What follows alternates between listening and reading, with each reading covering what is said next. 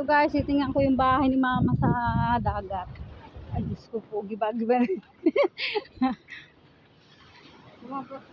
Ha? Ay, Diyos ko po, talagang nagaba. Pinuno pala ng baybay. Sa ibong ganun pa din ako magawa ng bago. Ay, inay, dahil ako makalaog. Inaw ni Ate Merly, binakalayan ko.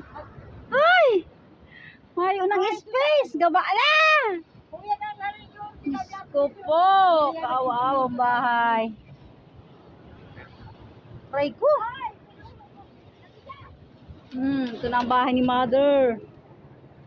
Puno ng baybay, buhangin. Ay, Diyos ko po. Kawawa naman ang bahay ni mama sa may tabi ng dagat.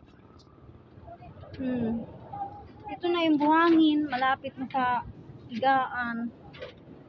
Diyos ko po. Ay, Diyos ko. Kawawa naman si mother. Hindi na makabuo ng bahay. Ay, Diyos ko po. Try ko. Sabi natin mo, hindi tayo mo na ito.